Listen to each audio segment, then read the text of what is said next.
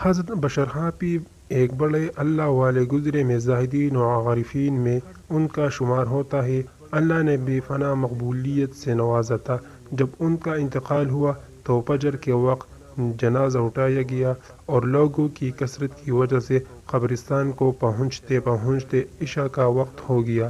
یہ عجیب و روح پرور منظر دیکھ کر امام علی بن المدینی، ابو نصر تمار وغیرہ ائمہ حدیث نے چیخ چیخ کر کہا کہ یہ آخرت کے شرف سے پہلے دنیا کا شرف ہے، اور کہا گیا کہ ان کا گھر کے جنات بھی ان کے وفات پر رو رہے تھے۔ ان کی توبہ کا عجیب واقعہ ہے کہ وہ پہلے لہو لعب میں مبتلا رہتے تھے، شراب و کباب کی مجلسیں چلتی تھے۔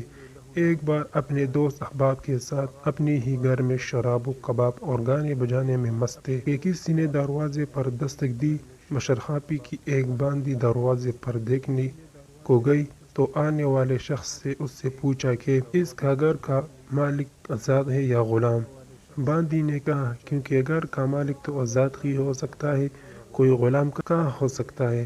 اس نے کہا کہ ہاں تم نے سچ کہا، اگر وہ غلام ہوتا عبودیت غلامی کے آداب کا لحاظ بھی کرتا اور لہو لہب چھوڑ دینا۔ یہ کہہ کر وہ شخص چلا گیا، اور بشر حافی جو ہاں نشے میں مست پڑے تھے اس شخص کی اور باندی کی یہ گفتگو سن رہے تھے۔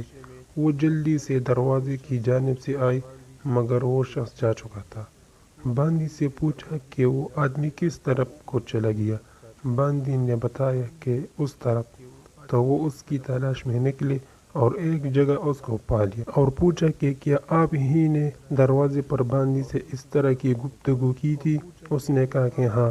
تو بشر حافی نے کہا کہ ایک بار پھر اپنی بات دہرائے۔ جب اس نے کہا کہ یہ گھر والا اگر اللہ کا غلام ہوتا تو غلامی کا اندازہ اختیار کرتا اور لہو لعب میں شراب و کباب میں زندگی نہ کرتا۔ یہ سن کر بشر حافی تڑپنے لگے اور اپنے گال زمین پر رکھ دیے اور کہنے لگے کہ نہیں، میں آزاد نہیں ہوں بلکہ غلام ہوں، یعنی اللہ کا غلام ہوں۔ اور اسی دن سے تمام بدکاری اور گناہوں سے توبہ کر لی اور کہا کہ اللہ سے عہد و پیمان کے وقت یعنی توبہ کے وقت چونکہ پیروں میں جوتے یا چپل نہیں تھے، اس لیے اب عمر بھر اسی حال سے رہوں گا، اور اسی لیے ان کا نام حافی پڑ گیا۔